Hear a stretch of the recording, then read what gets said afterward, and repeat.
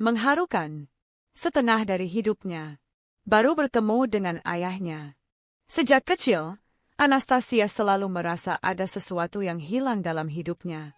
Ia tumbuh di sebuah apartemen sederhana di pinggiran kota Moskow, hanya bersama ibunya, Irina. Ibunya seorang wanita pekerja keras yang bekerja di sebuah toko roti. Setiap hari, ketika Anastasia masih kecil, ia sering menunggu ibunya pulang dengan wajah lelah, tapi tetap mencoba tersenyum. Namun di setiap pertanyaan yang ia ajukan tentang ayahnya, selalu ada tembok besar yang tidak pernah bisa ia tembus. "Mama, di mana Papa?" Begitu ia sering bertanya. Dan jawaban ibunya selalu singkat, dingin, atau berusaha dialihkan dengan alasan lain. Hanya satu benda yang selalu ia simpan dengan penuh rasa penasaran. Sebuah foto tua, sudah mulai pudar warnanya. Foto seorang pria muda dengan kulit sawo matang, tersenyum sambil berdiri di sebuah pelabuhan kecil. Pakaian yang dipakainya sederhana, hanya kemeja lusuh dan celana panjang yang sedikit kebesaran. Di balik foto itu ada tulisan kecil, "Untuk Irina, dari Budi." Foto itu adalah satu-satunya penghubung Anastasia dengan ayah kandungnya. Sejak ia remaja, foto itu sering ia pandangi sebelum tidur. Ada sesuatu pada senyuman pria itu yang membuatnya merasa hangat, seakan ia pernah mengenal wajah tersebut. Tetapi semakin lama ia memandang, semakin besar pula pertanyaan dalam dirinya, siapa sebenarnya pria itu? Mengapa ia tidak pernah hadir dalam hidupnya? Anastasia tumbuh menjadi gadis yang keras kepala dan penuh rasa ingin tahu. Namun ibunya selalu menolak jika ia mencoba membuka pembicaraan soal ayah. "Lupakan saja, Anastasia. Tidak ada gunanya mengingat masa lalu," begitu kata Irina dengan suara tegas, setiap kali anaknya mencoba menanyakan. Waktu terus berjalan. Anastasia kini sudah berusia 24 tahun. Ia kuliah di jurusan bahasa, dan ia sengaja mengambil kursus bahasa Indonesia sejak masih SMA.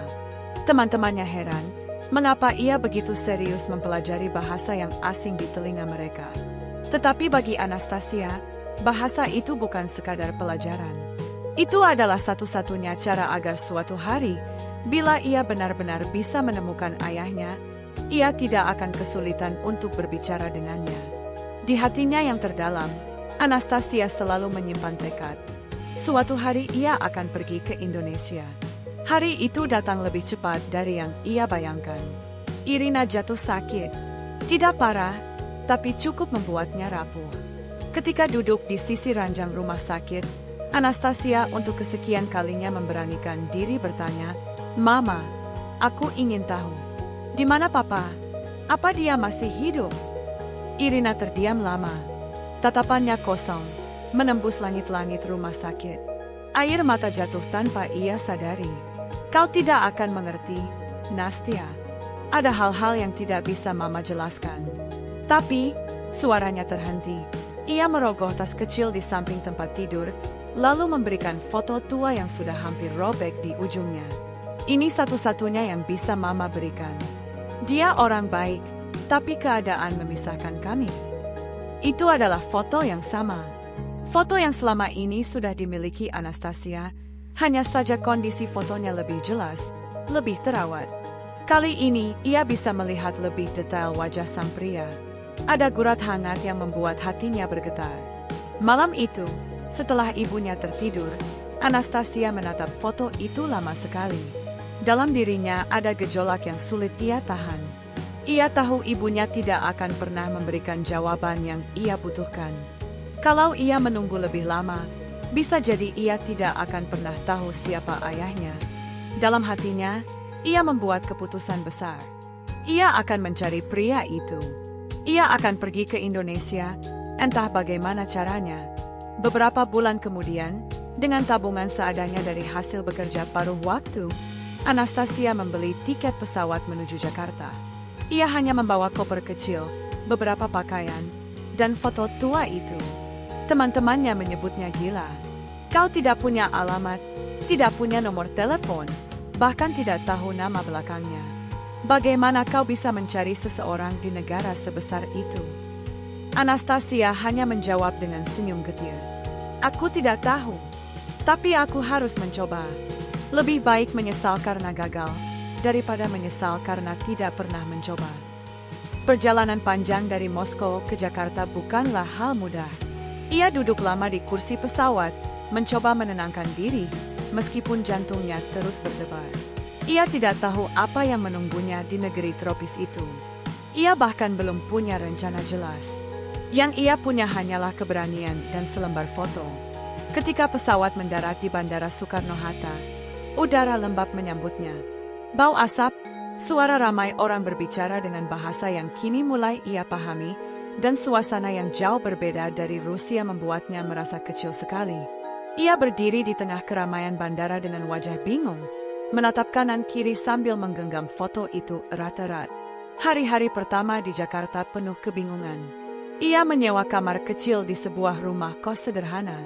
Dengan bahasa Indonesianya yang belum lancar, ia mencoba bertanya kepada orang-orang tentang tempat yang mungkin ada di foto. Sebagian orang hanya menggeleng, sebagian lagi menyarankan ia pergi ke daerah pesisir. Malam-malam di kamar kosnya sering ia lewati dengan menangis diam-diam. Rasa rindu kepada ayah yang bahkan tidak pernah ia kenal begitu menyakitkan. Ada kalanya ia merasa gila karena memulai pencarian ini tanpa bekal yang cukup. Tetapi setiap kali menatap foto itu, hatinya kembali berbisik, lanjutkan. Hari ke-7 di Jakarta, ia memberanikan diri naik bus ke arah pelabuhan. Foto itu memperlihatkan latar belakang laut dan kapal kecil, jadi ia berasumsi ayahnya mungkin dulu bekerja di sekitar sana. Ketika tiba di pelabuhan Tanjung Priok, ia berjalan menyusuri dermaga, menunjukkan foto itu kepada para nelayan dan pedagang yang ia temui. "Permisi, Pak, apa Bapak kenal orang ini?" tanyanya dengan logat yang masih kaku. Beberapa orang menatap foto itu sebentar, lalu menggeleng. Ada juga yang tertawa kecil, menganggapnya hanya turis yang sedang iseng. Ada yang bahkan berkata, "Sudah lama sekali. Tidak mungkin cari orang cuma pakai foto begitu." Setiap penolakan itu menancap di hatinya seperti jarum. Tetapi Anastasia tidak menyerah. Ia tahu pencarian ini tidak akan mudah. Ia tahu mungkin butuh waktu berbulan-bulan, bahkan bertahun-tahun. Namun di dalam dirinya ada keyakinan kuat bahwa ayahnya masih hidup, entah di mana. Malam itu, ketika ia kembali ke kamar kos, ia menatap lagi foto itu. Tangannya bergetar, air matanya jatuh tanpa bisa ditahan.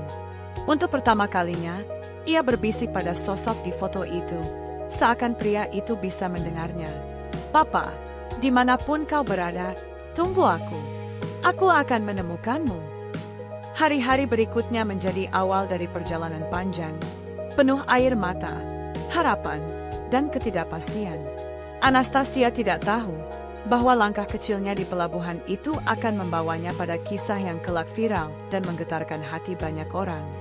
Hari-hari Anastasia di Jakarta tidak mudah. Setelah 1 minggu, ia sudah mulai kehabisan tenaga dan tabungan. Kamar kos yang ia sewa hanya untuk sebulan. Uang yang dibawanya dari Rusia semakin menipis karena biaya hidup di kota besar ini jauh lebih tinggi dari yang ia kira. Setiap pagi, ia membawa foto ayahnya yang sudah mulai kusam itu, memasukkannya ke dalam plastik bening agar tidak rusak, lalu berjalan ke tempat-tempat yang menurutnya mirip dengan latar belakang foto. Ia pernah menghabiskan sehari penuh di pasar ikan, lalu ke pelabuhan Sunda Kelapa, bertanya kepada orang-orang dengan bahasa Indonesia yang ia pelajari sendiri. "Permisi, Pak, Ibu, apa kenal orang ini?" tanyanya sambil menunjukkan foto. Sebagian hanya menggeleng cepat. Ada yang memandanginya lama, lalu berkata, "Mirip orang sini, tapi sudah lama. Susah cari orang pakai foto aja, Mbak." Bahkan ada yang menertawakannya, menganggap apa yang ia lakukan hanyalah buang waktu. Meskipun begitu, Anastasia tetap berjalan. Rasa malu, lelah, dan lapar sering ia tahan. Malam-malam di kos sering ia habiskan dengan menangis. Telepon dari ibunya hanya ia jawab dengan singkat. Ia tidak ingin membuat ibunya khawatir dengan semua kesulitan yang ia hadapi. Suatu hari, ia naik bus kota menuju arah timur. Ia tidak tahu tujuan jelasnya, Hanya berharap semakin jauh dari keramaian Jakarta, semakin besar kemungkinan menemukan jejak ayahnya. Di dalam bus, ia duduk di samping seorang ibu paruh baya yang ramah. Ibu itu sempat melihat foto di tangan Anastasia. "Itu siapa, Nak?" tanya ibu itu dengan logat Jawa yang kental. "Papa saya cari dia." "Nama dia Budi," jawab Anastasia dengan bahasa terbata-bata. Ibu itu terkejut. "Budi? Aduh, Nak, di Indonesia ada banyak sekali nama Budi. Bisa ribuan orang. Kamu harus tahu daerahnya. Asalnya di mana?" Jawaban itu membuat Anastasia makin terpuruk. Selama ini, ia tidak pernah memikirkan bahwa nama ayahnya terlalu umum. Ia hanya punya satu nama depan dan satu foto, tanpa alamat, tanpa cerita jelas. Rasanya seperti mencari jarum di tumpukan jerami. Hari-hari berikutnya, Anastasia semakin bingung.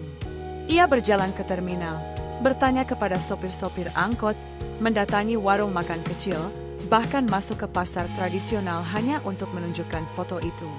Kadang ia mendapat tatapan kasihan, kadang ditolak mentah-mentah. Pernah suatu sore, seorang pemuda ojek online melihat fotonya lama sekali. Anastasia sempat berharap.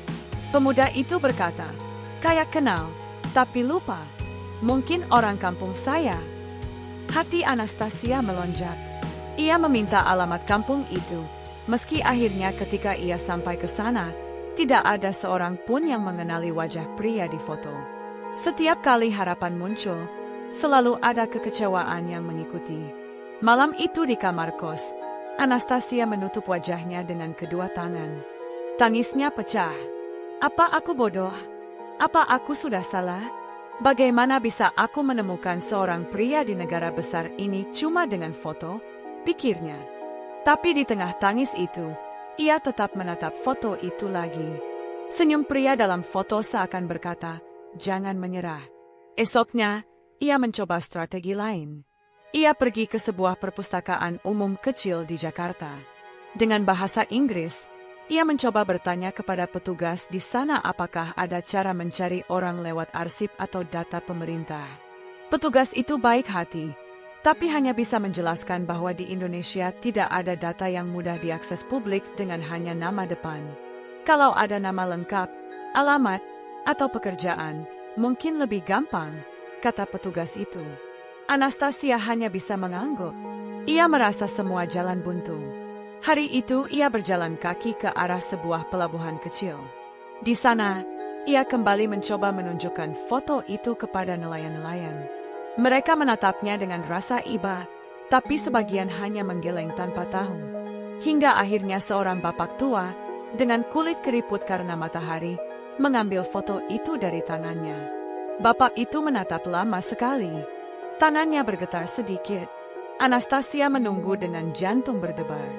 Orang ini mirip sama teman saya dulu. Tapi sudah lama sekali, puluhan tahun.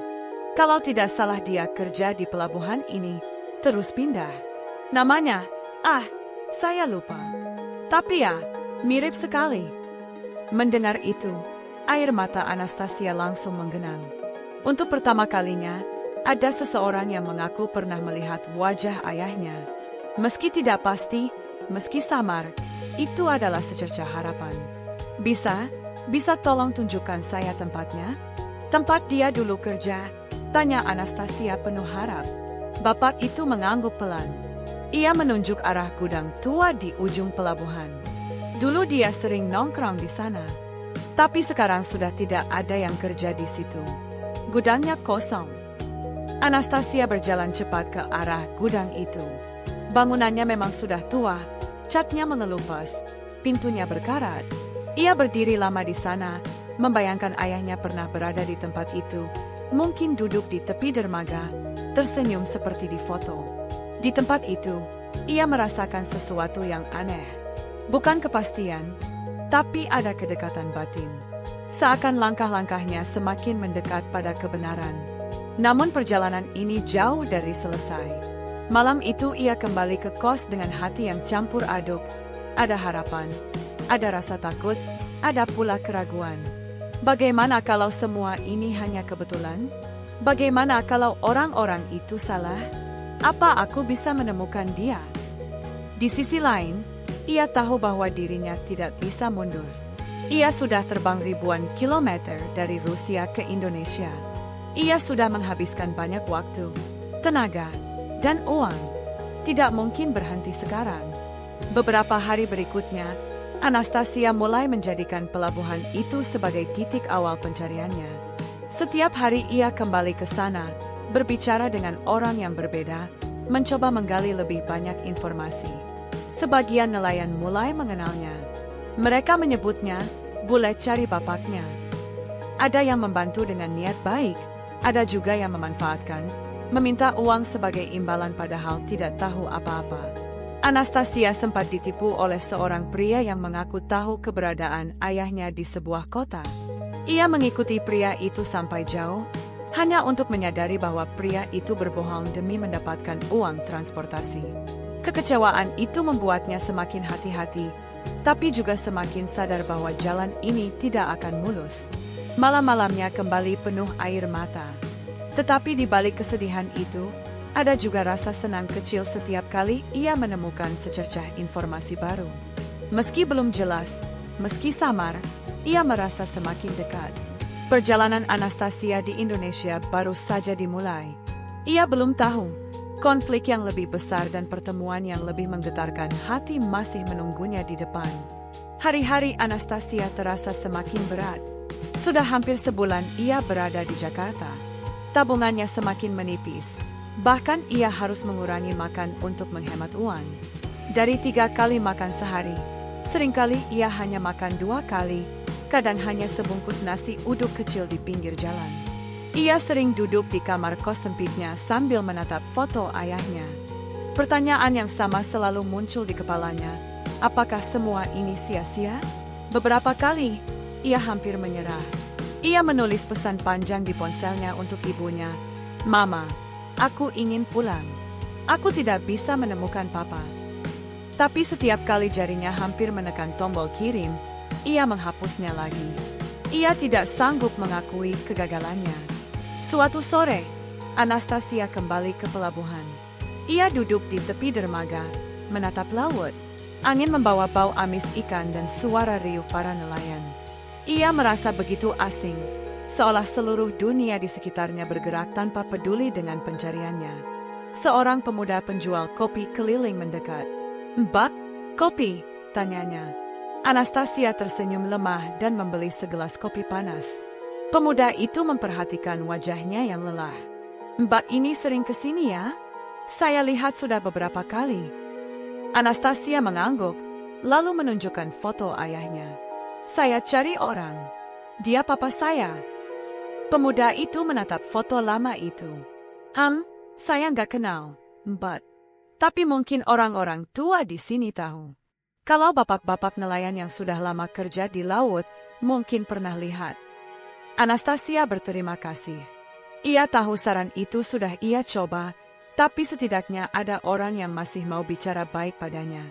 Malam itu, ketika ia pulang ke kos, ia menemukan kabar buruk. Pemilik kos menemuinya dan berkata, "Mbak, kontraknya sudah hampir habis. Kalau mau perpanjang, harus bayar minggu ini." Hati Anastasia semakin berat.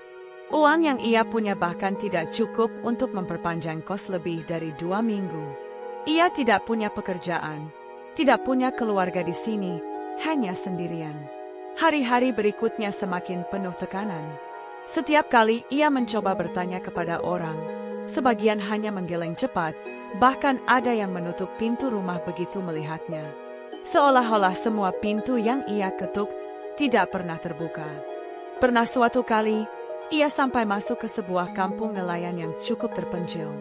Ia menunjukkan foto ayahnya kepada seorang ibu tua yang sedang menjemur ikan asin. Ibu itu menatap lama sekali, lalu berkata, "Orang ini mirip, tapi saya lupa namanya. Coba tanya ke ketua RT." Dengan penuh harapan, Anastasia mendatangi rumah ketua RT. Tapi saat ia menunjukkan foto itu, ketua RT hanya menggeleng. "Tidak kenal, Mbak. Banyak orang mirip. Jangan terlalu berharap." Kekecewaan itu membuatnya ingin berteriak. Ia berjalan keluar kampung dengan langkah gontai, air mata menetes tanpa bisa ia tahan. Untuk pertama kalinya, ia merasa benar-benar putus asa. Malam itu di kamar kos, Anastasia menangis lama sekali. Ia meremas foto ayahnya, hampir saja merobeknya karena rasa frustasi. Kenapa begitu sulit? Kenapa semua orang menutup pintu? Apa aku memang tidak pantas menemukannya? Keesokan harinya, ia duduk di sebuah halte bus. Wajahnya pucat, matanya sembab karena kurang tidur. Ia merasa tidak sanggup lagi. Dalam pikirannya, pulang ke Rusia mungkin pilihan terbaik. Setidaknya ia bisa kembali ke kehidupan lamanya, meski tanpa jawaban. Namun saat ia sedang termenung, seorang bapak tua duduk di sampingnya. Rambutnya sudah memutih, kulitnya legam karena matahari. Bapak itu melihat foto di tangan Anastasia yang tak pernah ia lepaskan. "Itu siapa, Nak?" tanyanya. Anastasia terkejut. Dengan suara pelan ia menjawab, "Papa saya cari dia. Namanya Budi." Bapak itu mengambil foto itu, menatap lama sekali. Tangannya gemetar. "Saya pernah lihat orang ini. Dulu dia kerja di pelabuhan kecil, bukan jauh dari sini. Tapi itu sudah lama sekali, mungkin 20 tahun lebih." Mata Anastasia langsung berkaca-kaca. "Benarkah, Pak? Dia masih ada di sini?" Bapak itu menghela napas. "Saya tidak tahu. Setelah itu, dia pindah. Tidak ada kabar. Orang-orang bilang dia kerja di luar kota. Ada juga yang bilang dia pergi jauh. Tapi wajahnya, iya, saya ingat." Anastasia hampir tidak percaya. Untuk pertama kalinya, ada seseorang yang mengaku benar-benar mengenali wajah ayahnya. Meski samar, meski tidak pasti, itu cukup untuk membuat semangatnya kembali menyala. Ia berterima kasih berkali-kali pada bapak tua itu. Malamnya, ia menuliskan semua detail kecil yang ia dengar di buku catatan kecil. Pelabuhan kecil, pindah sekitar 20 tahun lalu, mungkin keluar kota. Meski harapan mulai muncul lagi, Anastasia juga tahu bahwa pencarian ini masih panjang. Ia masih harus melewati banyak pintu yang tertutup, banyak jalan buntu. Namun kali ini, ada secercah cahaya kecil di ujung gelapnya jalan.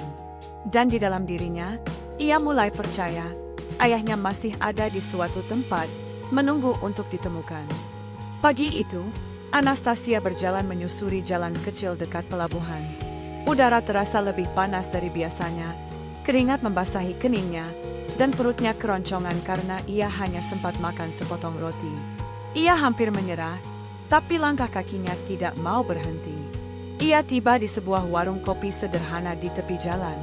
Warung itu kecil, hanya ada meja panjang, kursi plastik, dan beberapa orang tua yang sedang mengobrol sambil menyeruput kopi hitam. Anastasia memutuskan untuk berhenti, sekadar melepas lelah. Ia duduk di kursi kosong. Seorang bapak pemilik warung mendekat. "Mau pesan apa, Mbak?" "Teh manis, panas," jawab Anastasia dengan bahasa Indonesia terbata-bata. Bapak itu tersenyum ramah, lalu pergi membuatkan minuman. Anastasia membuka tas kecilnya, mengeluarkan foto ayahnya. Foto itu selalu ia bawa kemanapun, meski warnanya semakin memudar. Ia menatap lama, lalu meletakkannya di atas meja. Seorang lelaki tua yang duduk di seberang meja tiba-tiba memperhatikan foto itu.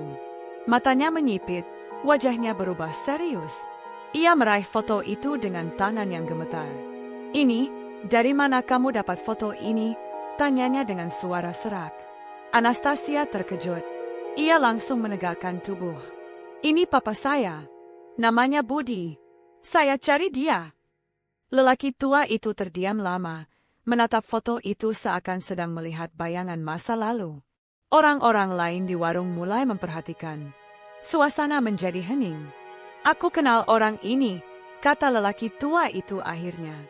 "Dulu dia sering nongkrong di pelabuhan sini. Kami pernah kerja bareng, angkut-angkut barang." Senyumnya, ya, sama persis seperti di foto ini. Mata Anastasia langsung berkaca-kaca. Jantungnya berdegup kencang. "Benarkah, Pak? Dia masih ada di sini. Lelaki tua itu menghela napas panjang. Sudah lama sekali, lebih dari 20 tahun. Kalau tidak salah, dia pindah.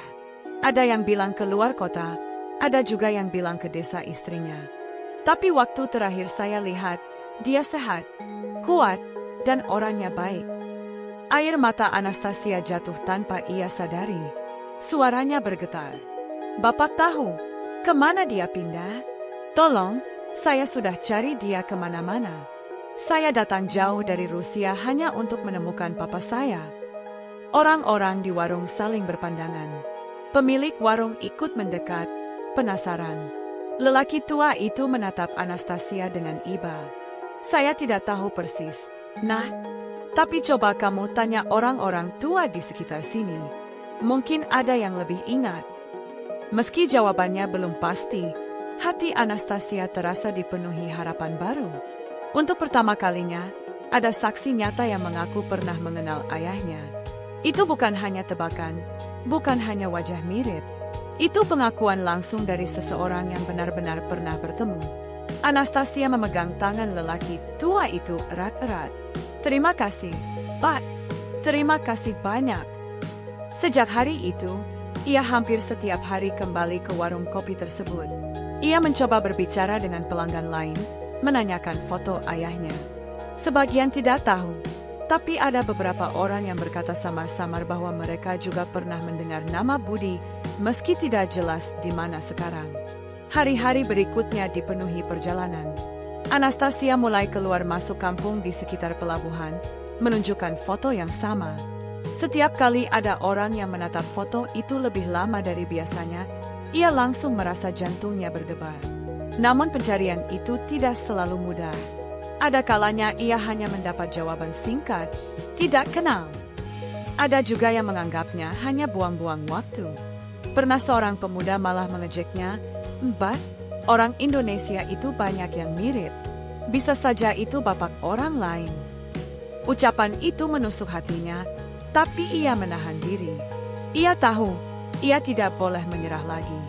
Suatu sore, ketika kembali ke warung kopi itu, lelaki tua yang pertama kali mengenali foto menghampirinya lagi. "Nak, saya sudah ingat sedikit. Waktu itu, Budi pernah bilang dia mau kerja di luar kota. Katanya ada kerabat yang tinggal di daerah Jawa Tengah. Tapi saya lupa nama kotanya." Mendengar itu, semangat Anastasia kembali menyala. "Jawa Tengah? Itu jauh dari sini." Lelaki tua itu mengangguk. "Ya, jauh. Tapi kalau kamu sungguh-sungguh, mungkin bisa cari di sana. Tanya saja orang-orang tua di desa-desa. Mereka biasanya lebih mudah mengingat." Anastasia langsung mencatat informasi itu di buku kecilnya. Malam itu ia hampir tidak bisa tidur. Ia memandangi foto ayahnya berkali-kali, lalu berbisik lirih, "Papa, aku semakin dekat. Aku janji akan menemukanmu." Namun perjalanan menuju Jawa Tengah bukan hal mudah. Ia harus memikirkan biaya transportasi, tempat tinggal, dan kebutuhan sehari-hari. Tabungannya hampir habis. Satu-satunya cara adalah bertahan dengan uang seadanya, bahkan mungkin mencari kerja sementara di Indonesia. Di dalam hatinya, Anastasia sadar bahwa pencarian ini bisa berlangsung lebih lama dari yang ia bayangkan. Tapi setelah mendengar langsung dari seseorang yang benar-benar pernah mengenal ayahnya, ia tidak punya alasan untuk mundur. Harapan itu sudah ada di depan mata. Dan meski banyak pintu sudah menolaknya, kali ini ada sebuah pintu kecil yang terbuka. Sebuah jejak yang bisa membawanya lebih dekat pada sosok yang selama ini ia rindukan. Perjalanan menuju Jawa Tengah menjadi pengalaman baru bagi Anastasia. Ia naik bus malam dengan tas kecil berisi pakaian dan foto ayahnya yang sudah kusam. Perjalanan panjang melelahkan itu ia habiskan dengan memandangi foto, membayangkan bagaimana jika benar ia bertemu ayahnya. Pagi hari bus tiba di sebuah terminal kecil. Udara lebih sejuk dibandingkan Jakarta. Kota itu terlihat lebih tenang, dengan sawah membentang di kejauhan dan jalanan yang tidak seramai ibu kota. Anastasia berjalan keluar terminal dengan langkah ragu. Ia tidak tahu harus kemana. Petunjuk yang ia punya hanya samar. Seorang pria bernama Budi Dulu pernah bekerja di pelabuhan dan katanya pindah ke Jawa Tengah. Itu saja. Ia memutuskan untuk mendatangi warung kopi di pinggir jalan. Dengan bahasa Indonesia yang terbata, ia bertanya kepada seorang bapak yang sedang duduk. "Pak, permisi. Saya cari orang. Namanya Budi. Dulu dia kerja di pelabuhan. Apa Bapak kenal?" Bapak itu menatap foto lama yang ditunjukkan Anastasia. Lama sekali ia memperhatikan, lalu menggeleng. "Tidak kenal, Mbak. Tapi coba tanya orang desa sebelah. Banyak orang tua di sana, mungkin ada yang ingat." Dengan perasaan campur aduk, Anastasia menuruti saran itu. Ia naik ojek ke desa yang disebut bapak itu. Desa itu sederhana, rumah-rumah kayu berdiri berjajar, dan anak-anak berlarian di jalan tanah. Ketika Anastasia berjalan sambil membawa foto, beberapa warga melihatnya dengan penasaran. Di sebuah warung kecil, ia kembali bertanya, "Permisi, Bu.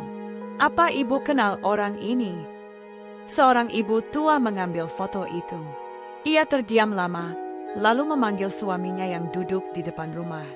"Pak, lihat ini. Mirip sama orang yang dulu tinggal di kampung seberang, bukan?" Suami ibu itu menghampiri. Ia menatap foto itu dengan seksama. Wajahnya berubah serius. Iya, saya kenal. Kalau tidak salah, namanya Budi. Dia dulu tinggal di kampung seberang, kerja serabutan. Tapi sudah lama pindah.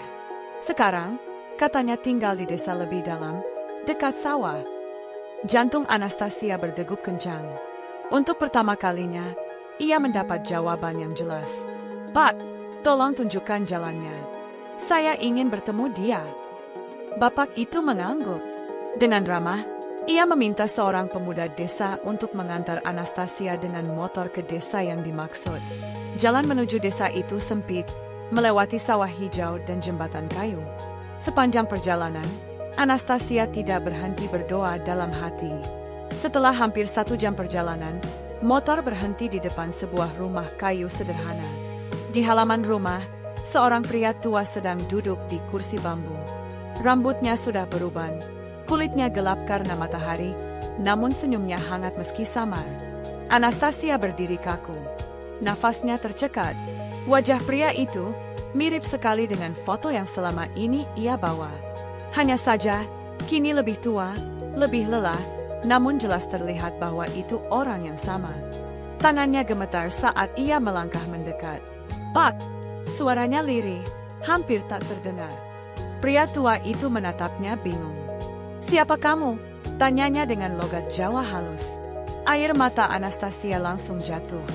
Ia merogoh tas kecilnya, mengeluarkan foto tua itu, dan menunjukkannya. "Papa, ini saya, Anastasia. Anakmu. Dari Rusia." Pria itu terdiam. Matanya melebar, napasnya terhenti sesaat. Ia mengambil foto itu dengan tangan bergetar. Tatapannya berpindah dari foto ke wajah Anastasia, lalu kembali ke foto. "Anastasia!" Suaranya pecah, nyaris berbisik. Anastasia mengangguk sambil menangis. "Iya, Papa, ini saya. Saya cari Papa selama ini." Pria itu menutup wajahnya dengan kedua tangan. Bahunya bergetar. Lalu, perlahan ia bangkit, berjalan mendekat, dan memeluk Anastasia erat-erat. Tangisan mereka pecah. Anastasia menangis di pelukan ayah yang selama ini hanya ada dalam mimpinya. Sementara sang ayah menangis dengan suara lirih penuh penyesalan.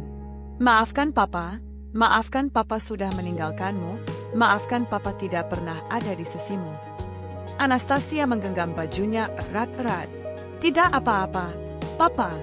Aku hanya ingin bertemu Papa. Aku hanya ingin Papa tahu aku ada." Tetangga-tetangga mulai berdatangan, heran melihat seorang gadis bule menangis di pelukan pria tua desa itu. Tetapi mereka tidak berani mengganggu, karena momen itu terlalu haru. Setelah tangis mereda, mereka duduk di kursi bambu di depan rumah. Pria itu, ayah Anastasia, mulai bercerita. Dulu, ketika masih muda, ia bekerja di pelabuhan dan bertemu dengan Irina, ibu Anastasia, yang datang ke Indonesia bersama temannya. Mereka saling jatuh cinta, meski berbeda bahasa dan budaya. Namun hidup tidak selalu mudah. Masalah ekonomi dan tekanan dari keluarga membuat mereka terpisah. Irina kembali ke Rusia, sementara ia tetap di Indonesia. Aku menyesal, sangat menyesal. Aku selalu berpikir tentangmu, tapi aku tidak tahu caranya menemukanmu. Aku tidak punya uang, tidak punya alamat, tidak punya apa-apa. Aku hanya bisa berdoa semoga kamu tumbuh jadi orang baik. Anastasia mendengarkan dengan air mata yang terus jatuh. Aku tumbuh tanpa papa, tapi aku selalu tahu papa orang baik. Aku selalu percaya papa ada di suatu tempat, menungguku. Hari itu, semua kesedihan 24 tahun terbayar dengan pelukan dan kata-kata yang akhirnya terucap.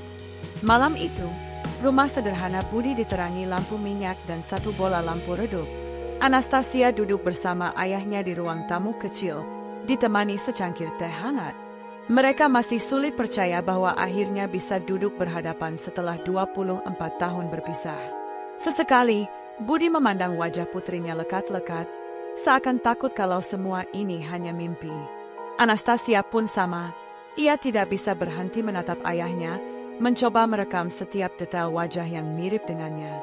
Papa sering mimpi tentangmu, kata Budi pelan. Dalam mimpi itu, kamu kecil sekali, berlari ke arahku sambil tertawa. Tapi begitu ingin kupeluk, kamu hilang. Bangun-bangun, aku selalu merasa kosong. Anastasia menunduk. Air matanya kembali jatuh. Aku juga sering merasa kosong. Papa, aku tumbuh melihat teman-temanku punya ayah. Aku hanya punya satu foto ini. Kadang aku bertanya pada mama, tapi dia selalu diam. Dia hanya bilang papa orang baik, tapi kami tidak bisa bersama. Suasana hening sejenak, hanya suara jangkrik dari luar rumah yang terdengar. Budi menatap lantai, lalu menghela napas panjang. Aku memang bodoh, Anastasia. Dulu aku ingin ikut ke Rusia, tapi aku tidak punya apa-apa. Bahkan uang untuk tiket pun tidak ada. Aku merasa tidak pantas. Aku pikir, mungkin dengan pergi, kamu bisa hidup lebih baik dengan ibumu. Aku tidak tahu betapa sakitnya hidup tanpa ayah. Anastasia menggenggam tangan ayahnya erat-erat. Papa, jangan salahkan diri sendiri terus. Aku datang bukan untuk menuntut. Aku datang hanya ingin bertemu papa, ingin tahu wajah papa, ingin tahu suara papa. Dan sekarang aku sudah mendapatkannya. Itu sudah cukup untukku. Budi tidak bisa menahan tangisnya lagi.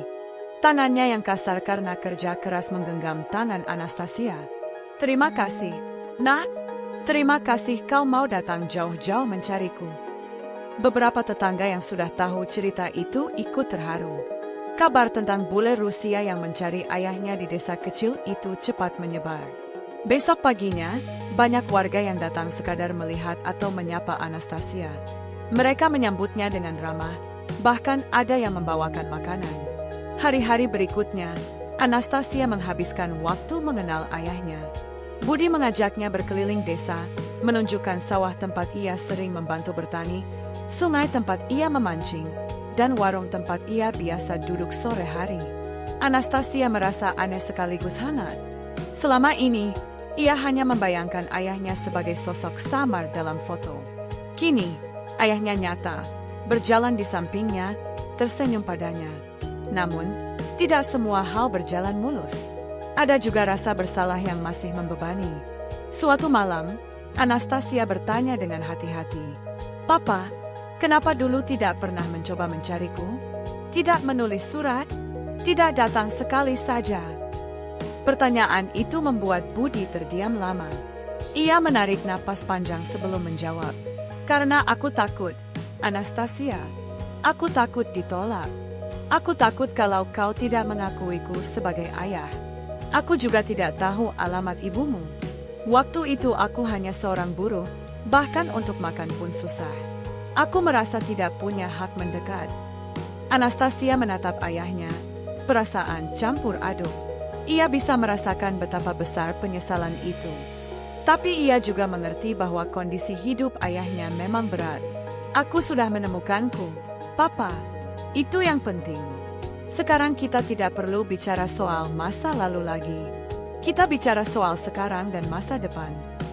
Ucapan itu membuat wajah Budi sedikit lega. Ia tersenyum, meski matanya tetap berkaca-kaca. Hari terakhir sebelum Anastasia kembali ke Rusia adalah hari paling berat. Budi menyiapkan makanan sederhana, nasi, sayur lodeh, dan ikan goreng. Ia ingin makan bersama putrinya sebagai kenangan. Saat mereka duduk, Anastasia menatap wajah ayahnya lama sekali. "Papa, aku harus pulang. Mama menungguku di Rusia. Tapi aku janji, ini bukan pertemuan terakhir. Aku akan kembali. Aku akan sering menghubungi Papa lewat video call. Aku tidak akan hilang lagi." Budi mengangguk, meski jelas terlihat berat melepas. "Papa hanya bisa berdoa. Semoga kau sehat, bahagia, dan selalu ingat kalau di desa kecil ini ada seorang ayah yang selalu menunggumu." Ketika hari keberangkatan tiba, warga desa ikut mengantar ke terminal. Anastasia memeluk ayahnya erat sekali, tak ingin melepas. Tangis pecah lagi. Kali ini bukan karena kesedihan masa lalu, tapi karena beratnya berpisah setelah baru saja dipertemukan. "Papa, jaga diri baik-baik. Jangan kerja terlalu keras. Papa harus sehat sampai aku kembali." "Aku janji, Anastasia. Kau juga harus jaga diri." Bus akhirnya datang. Dengan berat hati, Anastasia naik sambil terus menoleh ke arah ayahnya. Budi berdiri di tepi jalan, melambaikan tangan dengan senyum penuh air mata. Sepanjang perjalanan, Anastasia menggenggam foto lama itu. Tapi kali ini ia tidak hanya punya foto. Ia punya kenangan nyata, suara, pelukan, dan janji untuk bertemu lagi. Dan di desa kecil di Indonesia, seorang ayah bernama Budi kembali punya alasan untuk tersenyum karena anak yang hilang akhirnya pulang ke hatinya. Tamat.